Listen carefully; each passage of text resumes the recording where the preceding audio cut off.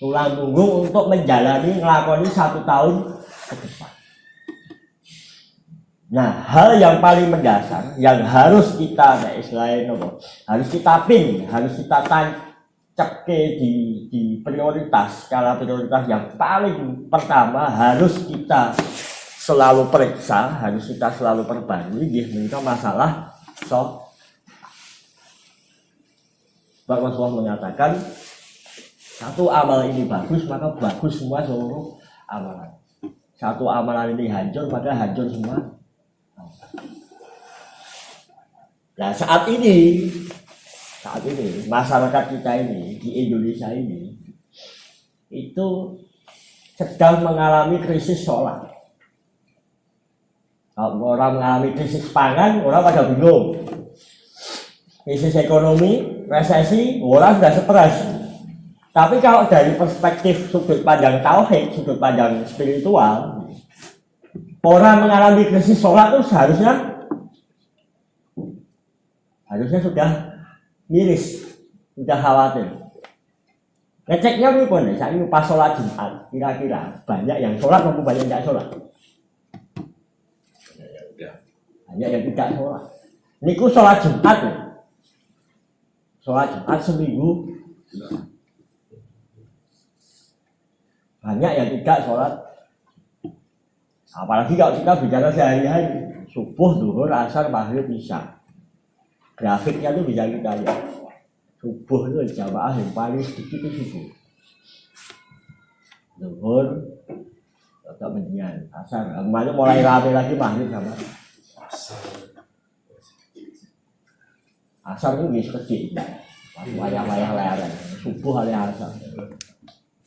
Ada Rasulullah ketika salah satu ciri kemunafikan adalah bermasalah dengan sholat subuh sama sholat isya.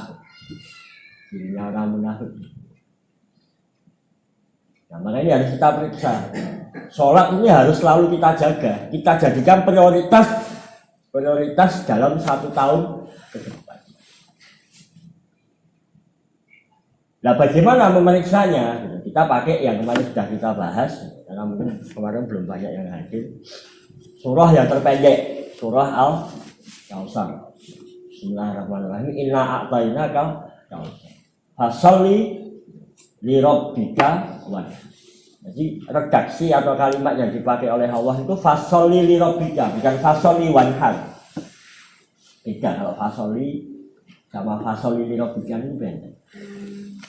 Jadi yang paling awal, yang paling pertama, kenapa kok kita ini harus sholat? Kenapa kok kita harus? Ini penting untuk dibedah karena Rasulullah ketika innamal a'malu binniyat. Amal itu tergantung dari niatnya. Niatnya tidak beres, niatnya lemah, maka amalnya juga lemah. Niatnya keliru, maka amalnya. Nah di Al-Kautsar itu sudah dijelaskan alasan paling kuat, alasan paling valid, alasan paling logis, paling masuk akal untuk mendirikan sholat untuk Allah itu adalah karena inna Kautsar. Allah itu sudah memberikan nikmat yang sedemikian banyak. Contohnya analoginya ada seorang pekerja, ada seorang karyawan. Oleh perusahaannya, oleh bosnya itu sudah dicukupi semua hak-hak. Gaji tepat dibayarkan, mes sudah dikasih, uang makan dikasih atau jatah makan dikasih, kendaraan dikasih, semua sudah dipenuhi sama perusahaan. Tugasnya apa? Tugas pokoknya, tugas dasarnya adalah disuruh absen sehari 5 kali. Nggak perlu ditanya, loh kenapa kok tidak ada absen sedang itu pertanyaan yang wagu, wes dipenuhi semua kok tidak ada takon. Cuma simpel, cuma suruh absen aja. Itu yang paling dasar. Nah maka kalau orang ini merasa terikat dengan perusahaannya, orang ini kalau tahu malu, orang ini kalau tahu budi, sudah tidak perlu banyak tanya. Disuruh absen, sudah absen aja. Nah kalau ada orang ini sudah dicukupi rezekinya sama Allah, kok tidak mau sholat, nah itu mau. Satu, karena merasa tidak diberi sama Allah, atau memang dasarnya karakternya orang Solo bilang bajingan PTWL. Jadi bajingan PTWL itu bajingan kelas rendah. Ketemu susah. Meh ngoploki kok ya rasanya piye, nek dikoploki kok rasanya gede kan gitu. Itu bajingan dari kelas kriminal terendah. Memalukan, malu ngoploki malu isin. Jadi orang yang tidak sholat itu adalah kriminal paling brengsek. Maka di beberapa ulama mengatakan mending lonte daripada meninggalkan sholat. Mending berzina, dosa zina itu mendingan daripada meninggalkan sholat. Meninggalkan sholat itu termasuk kabair, dosa besar. Ini kalau alasannya sudah diopeni sama Allah, sudah dicukupi, sudah dipenuhi semua, cuma suruh absen sehari 5 kali, udah gak kopi apa tinggi. Nah itu menandakan berarti fokus perhatiannya masih pada tidak merasa diopeni sama Allah. Maka dikatakan dosa besar, dikatakan pembohong. Babi ayi ala irobikuma tukaziban. Oh sudah dikasih kok ngomong tidak dikasih. Sudah diopeni kok merasa tidak diberi apa-apa. Sudah dicukupi nikmatnya masih mengatakan Tuhan tidak adil. Kan kurang ajar. Kan ada sebagian orang berdoa ragu. Kalau dikei sugih aku dikei mau. Sing kei kono kei orang lain itu ganteng, aku orang yang lainnya elek. Gusti Allah tidak adil, ucapan yang mukadzib, ucapan pembohong. Karena apa? Karena melihat hanya kepada kepentingan diri. Maka yang pertama membangun niatnya itu kita sholat itu karena sudah dicukupi kebutuhannya sama Allah. Allah tuh hanya mencukupi kebutuhan dan keinginan. Allah kasih kita 2 kaki bisa berjalan. Kepinginan kita naik motor yang bagus, ATV, Yamaha Vasio, pengen. Tapi Allah memberi 2 kaki sehat sudah cukup. Mau naik ontel, mau naik kebo, mau naik apa terserah. Tapi keinginan kita yang selalu kurang, nah, itu bermasalah. Nah mungkin baru kerasa kalau kecelakaan kakinya patah, oh iya ya. Kakinya patah sudah diopnam di rumah sakit, jangan naik heli, jalan aja susah. Nah, baru terasa nikmat. Jadi hal pertama kita periksa dulu, kemudian kita canangkan bahwa setahun ke depan saya harus sholat karena merasa berhutang budi. Karena saya sudah dicukupi kebutuhannya sama Allah. Nah ini bagi yang belum sholat. Karena melihat ke pagi sama rekan-rekan atau teman-teman yang belum sholat itu bagi ingat. Ini kurang apa? Itu sholat itu. Diingatkan lagi tentang harus dikasih nikmat sedemikian banyak. Ini kan aja mesti nyoba ilmu awal. Arah-arah. Coba. Nah, bagi yang sudah sholat, jangan berpuas diri. Karena perintahnya adalah fasoli lirob bika. Sholatlah untuk Rabbmu. Nah, ini dibedah ini akan terungkap. Benarkah sholat kita itu untuk Allah? Karena kecuali bagi mu'alaf ya, kalau yang dulunya pernah dari server sebelah atau dari lapak sebelah mungkin akan terasa bedanya. Sholat untuk Allah atau sholat karena kebiasaan. Tapi kalau kayak kita ini yang lahir sudah KTP akte kelahirannya Islam, nah itu sudah. Ini perlu kita waspadai. Jangan-jangan kita ini sholat karena kebiasaan. Di ayat disebutkan orang kafir itu, orang jahiliyah itu, kenapa kok mereka itu kufur sama Allah? Karena mengikuti ajaran nenek moyang. Elon-elon kita kalau sholatnya ikut-ikutan elon-elon, ya kita juga bermasalah sholatnya. Sholatnya karena kebiasaan, bukan fasolili robika, bukan sholat untuk Allah, tapi sholat karena kebiasaan, karena adat istiadat saja. Sama kayak orang Jawa itu kalau ketemu orang lain ya lebih tua harus aroh-aroh. Tata keramanya begitu, tapi kalau dengan kelonjer kalau tidak gagas gitu. Dengan aroh-aroh malah dicurigai gitu. Wah kok apian meneh jojo apa begal apa berbuat kriminal gitu. Itu kalau buat orang Eropa. Nah makanya sholat itu tidak boleh karena adat istiadat. Sholat itu tidak boleh karena kebiasaan. Sholat itu adalah untuk Allah. Ini kita periksa. Nah, cara memeriksanya bagaimana? Enten saya kemutan sholat yang tentang niku, surah yang tentang khusyuk sholat niku, Pak Eri.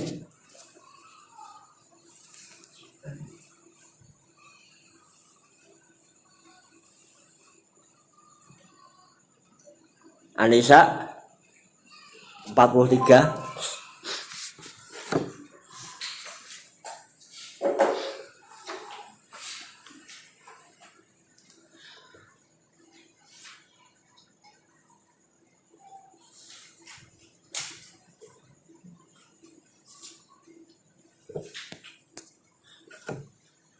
Ini untuk ngecek sholat kita ini karena kebiasaan atau enggak, karena kebiasaan atau untuk Allah. Ini ngeceknya di sini. Bismillahirrahmanirrahim. Ya ayyuhalladzina amanu. Ya disebut adalah ya ayyuhalladzina amanu, bukan ya ayyuhan nas. Karena ini memang sudah dibedakan sama Allah. Jadi ini sudah spesifik. Ya ayyuhalladzina amanu. Orang-orang sudah punya kepercayaan. Nah, termasuk tadi orang-orang yang dilahirkan dalam keluarga muslim karena garis keturunan diseru sama Allah. Karena sudah punya keyakinan, sudah punya kepercayaan. La taqrabus sholata wa antum sukara. Jangan dekat-dekat sholat dan kamu dalam keadaan mabuk. Sampai dengan ayat ini secara fikihnya ini adalah tentang orang sholat di dalam keadaan terpengaruh oleh khamar. Secara fikihnya. Tapi kalau kita lanjutkan, hatta ta'lamu ma taquluna wala hatta ta'lamuna ma taquluna. Maka ini bukan lagi permasalahan fikih, tapi ini sudah bicara kualitas sholat. Sampai kamu mengetahui, memahami apa yang kamu ucapkan. Jadi kalau dari sudut pandang fikih, ini soal larangan orang sholat dalam keadaan mabuk, khamar. Jadi ayat ini tidak dihapus sama Allah, tidak dinasih mansuh sama Allah. Berarti ada semacam kondisi ketika bertemu orang-orang yang masih hobinya mabuk, berarti ayat ini yang dibacakan. Orang-orang masih remen ngujuk, ngujuk banyu atas gitu. Nah, dibacakannya ayat ini. Gitu. Karena bisa jadi dia dulu masa lahir di kompleks RRI gitu, daerah tidak jelas gitu, bapaknya siapapun tidak jelas gitu. Jangan langsung serta merta untuk langsung diajak meninggalkan. Bacakan juga ya. Jadi Islam adalah agama proses, agama yang bertahap. Tapi kalau dibacotke wa antum hatta ta'lamuna ma taqulun, sampai kamu paham, sampai kamu memahami apa yang kamu ucapkan. Nah, ini sudah bicara kualitatif, bukan lagi permasalahan fikih.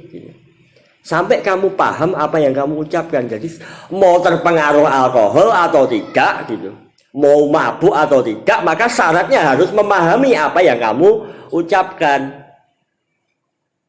Mulai dari takbiratul ihram sampai salam kita paham apa yang kita ucapkan. Tapi kenyataannya seringkali yang terjadi Allahu Akbar, mulai mikir golek kunci, mulai pikir lebon, mulai mikir lagi, mulai mikir ini. Nah, ini kena ayat ini.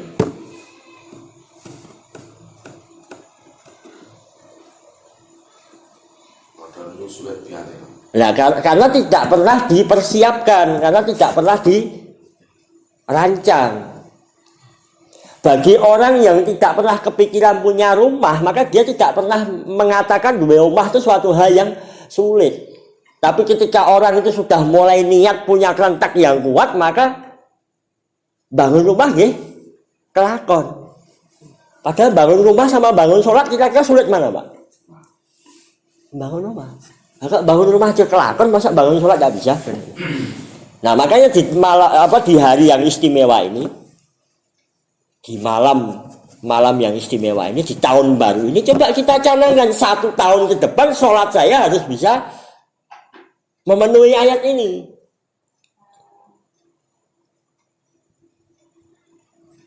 Nah, itu akan terasa, hijrahnya itu akan terasa. Sholat yang kemarin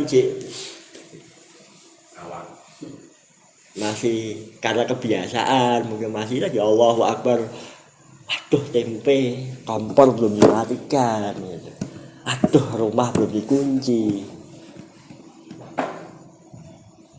waduh ini, waduh itu, atau malah mencari inspirasi itu pas sholat. Iya ya cara berusaha maju gitu, biar bisnisnya maju, malah dapat inspirasinya pas sholat. Itu hati-hati sih. Nah, bagaimana caranya? Nah, maka pentingnya mulai memahami bacaan sholat. Mulai dari takbiratul ihram, Allahu Akbar, Allah Maha Besar.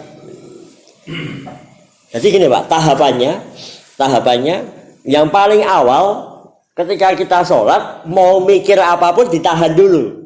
Wes ojo mikir gitu. Jangan mikir dulu. Jangan mikir yang aneh-aneh. Kita sedang sholat menghadap Allah. Tahap yang kedua, kita mulai mengetahui artinya. Mulai tahu, belajar artinya. Allahu Akbar, Allah Maha Besar. Terus nanti masuk ke doa iftitah, atau misalnya masuk ke Al-Fatihah. Jadi yang paling minimal itu tahu arti gerakan ketika sholat. Takbir, mau ruku, bangun dari itu, sami Allahu liman hamidah. Artinya apa? Sami Allahu liman hamidah. Ya Pak Amin, artinya apa Pak Amin?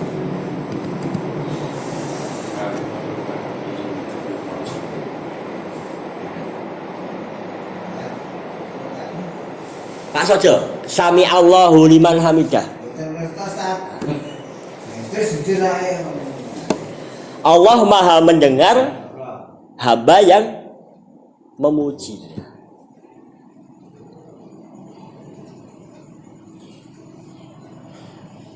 Mungkin insya Allah kula cobi, mungkin kula suwun ke ibu kula pas teng Jogja. Ibu kula niku gagah kopian muyasar bacaan sholat. Bacaan sholat doa iftitah itu dimuyasar, malah diartikan per kata. Mungkin insya Allah pas Jogja kula mungkin nyuwun ibu. Ketinggalan terus. Jadi ketika kita tahu arti bacaan sholat, kita tuh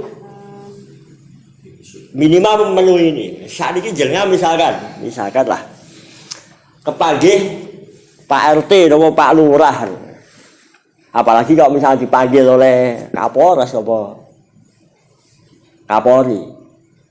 Kapolri baru pusing urusan anak buahnya sendiri. Contoh yang lain mawon. Kapolrinya baru pusing urusan anak buahnya gitu. Misalnya dipanggil oleh menteri gitu. Orang dipanggil sama menteri, orang dipanggil sama pejabat negara kok ngeblank. Itu saru. Mesti sama ojo ngalamun to, mosok diceluk pejabat kok ngalamun. Wis mbok pikiri apa kan. Wis nek kompor ya bar iki amplope iso nggo tuku mulak kompor katanya. Kompor udah dipateni semulan rusak. Habis kita ketemu pejabat amplopane iso ngidi-gidi kulaan kompor. Sama ketika kita menghadap Allah, masa iya kita menghadap Allah pikirannya kemana-mana. Ampun. Padahal Allah itu lebih apapun daripada pejabat yang paling hebat di muka bumi ini. Pejabat paling hebat di muka bumi itu Pak Mentok sebenarnya. Kapolri tidak ada apa-apanya sama Allah. Presiden tidak ada apa-apanya sama Allah. Brimob tidak ada apa-apanya sama Allah. Jenderal tidak ada apa-apanya sama Allah. Masa kita sama Allah menghadap sama Allah kok kita pikirannya kemana-mana kan gitu. Nah, ini coba 1 tahun ke depan. 1 tahun ke depan harus kita prioritaskan. Nah puncaknya itu jadi tadi yang pertama yang paling awal kita sholat mau mikir apa cegah dulu sek gitu. Yang kedua, makom yang kedua kita mulai belajar artinya. Makom yang ketiga kita mulai belajar maknanya. Nah, makna dari apa yang kita ucapkan. Allahu Akbar, Allah yang maha besar, bukan masalahhu akbar, bukan utanghu akbar, bukan ributhu akbar, bukan makhluk. Yang akbar itu hanya Allah saja, jangan gede-gedenya makhluk. Jangan membesar-besarkan makhluk, jangan membesar-besarkan masalah, jangan membesar-besarkan utang, jangan membesar-besarkan apapun. Pokoknya semua selain Allah itu makhluk. Makhluknya yang diciptakan. Kalau Allah itu kan khalik, Allah kan pencipta. Maka cukup Allah aja yang kita besarkan. Allahu Akbar. Nah kalau tadi artinya Al-Fatihah, jadi kalau kita sudah menguasai makna Al-Fatihah, orang menguasai makna Al-Fatihah itu jaminan. Fala khaufun alaihim walahum yahzanun. Tapi karena kita ini jarang membahas maknanya, jadi hidup masih khawatir, masih mengalami yahzan, masih mengalami tahzan, ketakutan, kesedihan.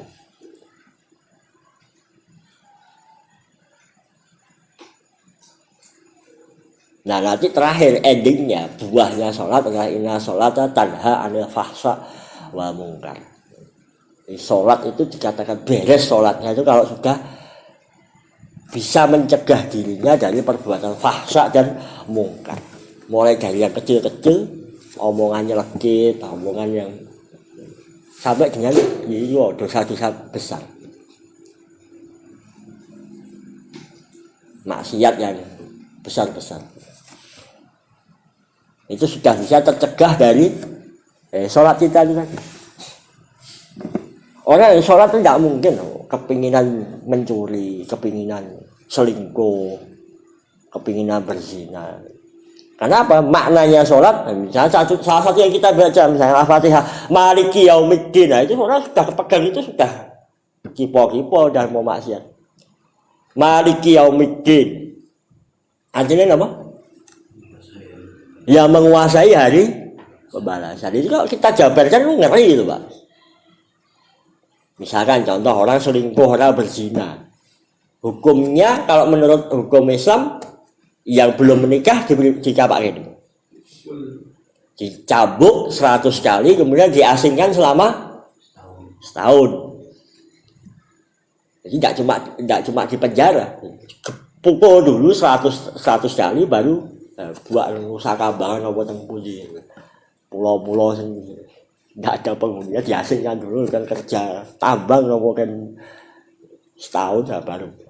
Itu kalau yang belum menikah khairul muhsan. Nah kalau yang sudah menikah, gimana? Raja. Tanam dulu, tinggal sampai kepala pada iman. Orang berpikir itu kejam. Tapi pernah kejadian di Madinah, ada seorang perempuan Nah, ini makanya sekali lagi masalah sudut pandang, Pak.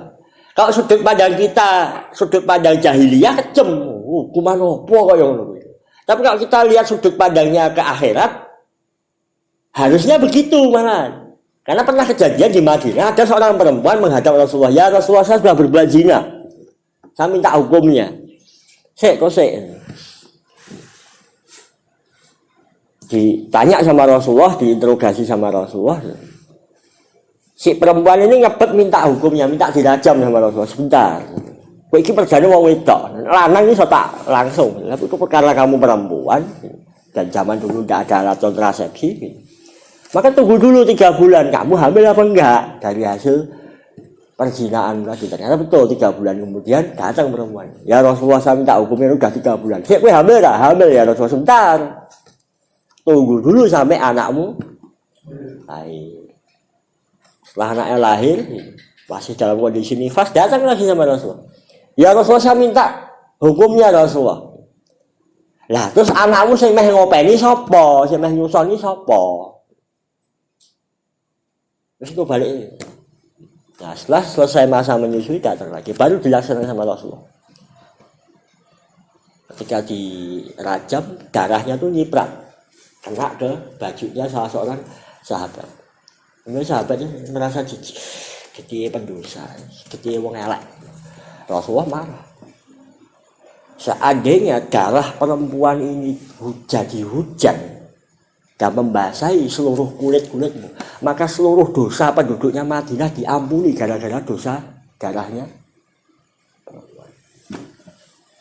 Jadi bagus atau jelek? Orang yang dirajam itu baik atau jelek? Baik. Karena apa? Diampuni dosanya. Kalau menurut orang jahiliyah, kejam. Tapi kalau menurut kita orang yang ke akhirat, justru orang yang berani menegakkan hukum Allah, maka dia menjadi saksi kebesaran Allah. Kan masalah beda sudut pandang.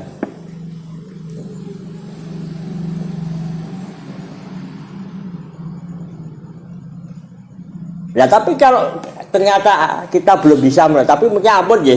Terus mungkin tentang kamu mungkin ada, terus mungkin dirajam tentang emperan masjid ampun. Jangan.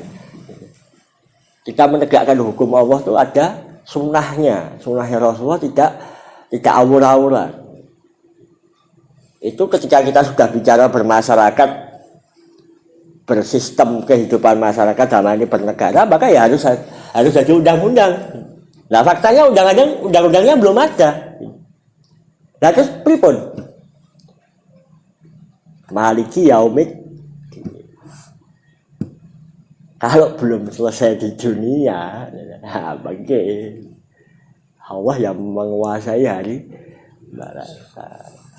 Orang udah kepegang ini gila Pak, mau maksiat. Koruptor itu belum selesai tunai di dunia, belum diadili di dunia. Maliki yaumid dimintakin nanti sama Allah. Orang kalau udah kebayang itu wah gila Pak. Yang sudah bacot berbuat maksiat pripun ya, isi sisa hidupnya untuk minta ampun sama Allah. Allah Maha Pengampun. Nah mudah-mudahan nanti Allah sudah datang ajal, sudah hukumannya di dunia yang seharusnya ditegakkan, karena upaya taubat kita Allah maafkan, Allah ampun.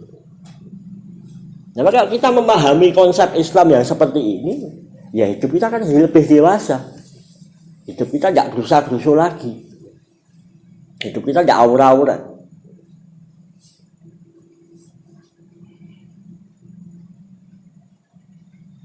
Maka nanti ya waqad aflaha man zakkaha wa qad khaba man dassaha. Apakah sama orang yang membersihkan dirinya sama orang yang mengotori dirinya? Ya beda. Baju aja kita cuci aja jadi bersih, kalau tidak pernah dicuci aja jadi kotor kan ini. Ya sama kan dengan hidup kita. Hidup kita ini kalau kita bersih-bersihkan ya beda hasilnya daripada dibiarkan kotor. Nah, maka Muharram ini, satu Muharram ini jangan dibiarkan berlalu begitu saja gitu. Tapi ini justru dijadikan momentum yang paling berharga dalam hidup kita. Jadi kalau perlu nanti sampai rumah ambil buku, tulis apa yang mau kita lakukan dalam 1 tahun ke depan. Nomor 1 tulis sholat. Targetkan. Tahu artinya sholat. Jadi 1 tahun di depan paling tidak targetnya kita tahu artinya sholat. Mulai dari takbiratul ihram sampai dengan salam. Al-Fatihah wajib, kita harus tahu artinya. Rukuk, sujud, doa-doa duduk iftiras, Rabbil khiri, warhamni, wajibuni, wahdini, warzuqni, itu harus tahu artinya. At-tahiyatu lillah, wassalawatu wattayyibat. Kita tahu bacaan at-tahiyat, itu kita tahu bacaan at-tahiyat, Pak. Itu sesama muslim itu tidak gampang bertengkar. Coba, at-tahiyatu lillah wassalawatu wattayyibat. Assalamu alayka ayyuhan nabiyyu wa rahmatullahi wa barakatuh. Assalamu alayna wa ala ibadillah hissolihin. Kita pas at-tahiyat assalamu alayna, ya Allah karuniakanlah salam atas mereka ibadillah hissolihin, hamba-hambamu yang soleh. Padahal hamba-hamba yang soleh ini bisa bertebaran di mana saja. Tidak ada nggak kira-kira hamba soleh itu dilabeli, oh ini NU, oh ini MTA, oh ini Muhammadiyah, oh ini pengikutnya Habib Rizik, oh ini bisa nggak dilabeli seperti ini? Enggak. Ibadah soleh itu bisa di mana saja. Maka kalau kita ketemu sama harokah lain yang berbeda dengan kita nggak gampang bertengkar. Sebenarnya jangan-jangan dia ibadah solihin. Ya sudah kita doakan di atas tahiyat. Kan wagu. Kita sudah mendoakan, begitu ketemu malah ribut. Nggak lucu kan. Aneh. Ya, terus yang benar yang mana ini? Kan itu malaikatnya sudah ditanya. Ini saya benar saya di atas tahiyat. Dia apa ributnya? Kan itu. Maka kita tahu arti sholat itu. Maka tadi dikatakan Rasulullah mengatakan kalau satu amalan ini beres maka amalan yang lain akan ikut beres. Ya rahasianya dari situ. Jadi sholat itu bukan lagi suatu hal yang jangan dianggap enteng. Sholat ini maka insya Allah kita akan memenuhi apa yang disampaikan Rasulullah. Senjatanya mukmin adalah sabar dan sholat. Itu di ayat wasta'inu bisabri wassalah. Ya karena sholat itu ternyata amal yang saya setiap menjelaskan ini gegeru pelindang-pelinding terus, Pak. Karena sholat kita bisa memahami ini ya, Pak. Sholat itu nanti insya Allah kita akan bisa merasa memperjuangkan sholat itu sudah rasanya kalau memperjuangkan itu dekong miliar. Memperjuangkan sholat karena sholat ini tadi, Pak.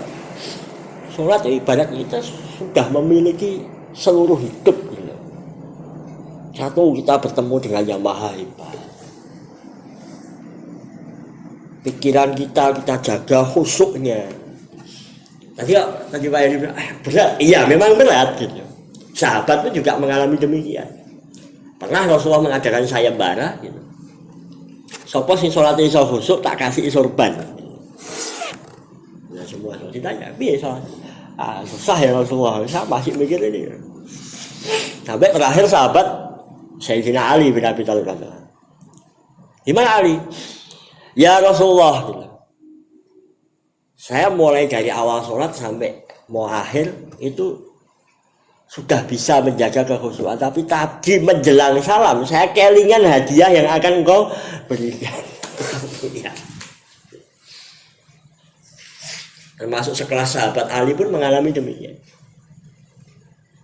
Tapi beberapa waktu kemudian, beberapa tahun kemudian kita juga di sejarah ini melihat ada salah seorang sahabat yang habis perang punggungnya tertancap panah, mintanya dicabut panahnya ketika ya sholat. Ketika sebelum sholat udah doa, aduh kok sing alon-alon, cuma alon-alon gitu. Ya usah, tak sholat sik wae lah. Tak wudu sholat. Ketika sholat dicabut. Mau aduh-aduhi pakai wah isin gitu sama Allah. sampai kekuatannya bisa menahan rasa sakit. Makanya kita bedah gitu berarti orang yang sholat itu ambang rasa sakitnya itu sudah mengalami peningkatan.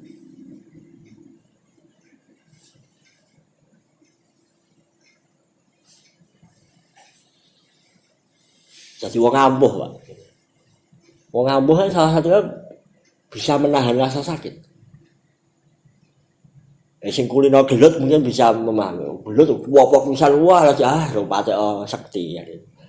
Wah ada orang banyak masih bisa menteles itu berarti kan ambang rasa sakitnya sudah terlatih. Itu padahal sholat itu bisa terus ya. Karena gini wow, rahasianya ada di khusyuk, ada di konsentrasi. Nah mungkin puncaknya ketika sakaratul maut. Sakaratul maut itu Rasulullah mengatakan ibunya rasa sakit adalah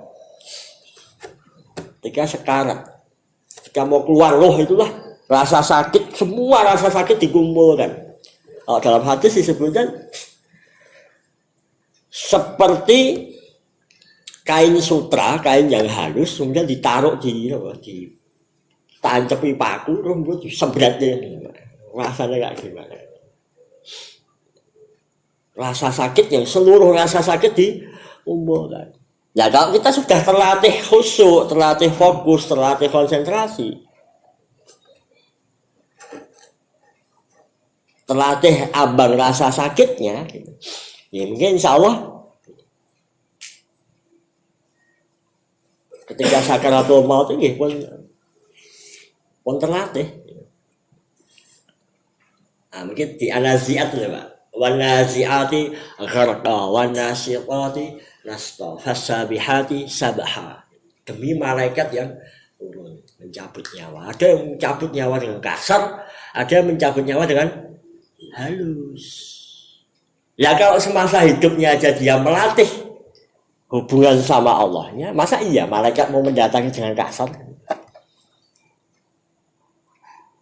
Enggak, dulu salah satu guru saya itu mengajarkan orang yang sakaratul maut itu sebagian rohnya itu menggambarkan orang yang sakaratul maut itu sebagian rohnya itu sudah keluar sehingga dia bisa melihat alam gaib.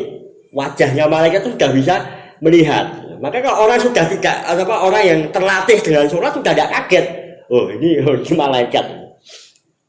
Tapi kalau orang yang tidak pernah melatih sisi spiritualnya kaget ini. Maka tari-tarian disuruh pulang nggak mau, kosek aku cepak ke bekal, kosek akhirnya soal khotimah dia seperti ini. Kematian yang buruk itu karena tidak siap ketika disuruh pulang. Ya sama kayak anak kecil waktu tujuan, ayo mulai kosek. Asik, ayo mulai kosek. Oh, ketuane bawa suapu sewarat gebuk Pak. Karena tidak mau masih asik gitu. Ya sama. Nah itu akhirnya kita bisa simpulkan sholat ini ternyata amal yang sangat luar biasa. Nah maka coba 1 tahun ke depan mulai dari hari ini kalau perlu nanti pulang ambil buku, ambil kertas, kita tulis yang pertama perbaikan kualitas sholat. 1 niatnya, karena kita sudah demikian dipenuhi nikmat oleh Allah, dicukupi kebutuhan sama Allah. Masa iya gak sholat? Masa iya sholat mau sak-sae? Masa iya sholatnya mau sembarangan? Kita tumbuhkan apa? Haya, rasa malu. Rasulullah mengatakan al-haya'u minal iman. Rasa malu itu sebagian dari iman. Malu kepada Allah sudah dikasih semua nikmat, sudah dikasih dicukupi kebutuhannya, masa iya memberikan yang sak-sae sama Allah.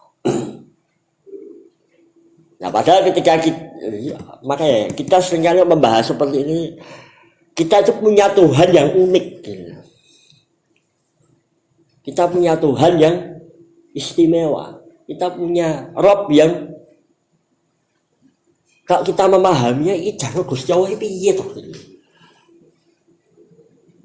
Orang meninggalkan sholat dikatakan terlaknat, dikatakan jelek. Tapi begitu kita sholatnya serius, langsung dilebeki banyak nikmat. Orang yang meninggalkan sholat atau sholatnya sak-sake dicela sama Allah, tapi begitu mulai serius sholatnya langsung dikasih sama Allah. Jadi ya dimaksud lain sakatum la azizanakum wa lain kafatum inna adzabil sadid. Tidak ada pilihan. Pilihannya cuma satu, bersyukur. Sekali bersyukur Allah tambahkan nikmat. Tapi sekali kufur langsung dicela sama Allah. Jadi tidak ada pilihan, Pak. Pilihan kita itu sebagai muslim cuma satu. Bersyukur aja, karena kufur itu bukan pilihan, Pak. Masa iya jangan mau diadab ini? Misal tak pilih diadab, tak kufur. Tidak ada, itu bukan pilihan. Pilihannya cuma satu. Bersyukur. Pilihannya cuma satu, memperbaiki sholat. Jadi jangan pernah berpuas diri dengan sholat yang kita lakukan. Kita periksa lagi sholat kita. Apa betul karena kebiasaan? Apa betul karena pekewoh sama anaknya? Masa aku ngomong sholat, aku juga sholat. Ini bukan lirobika lagi, bukan fasol lirobika lagi sudah. Karena setan itu pinter, Pak. Setan itu lihai. Gitu. Tapi insya Allah kalau kita sudah terlatih khusyuk sholatnya, gitu, makanya salah satu fasilitasnya kita bisa mendengarkan mana suara malaikat, mana suara setan. Mana bisikan yang mengajak taat, mana bisikan yang menyesatkan.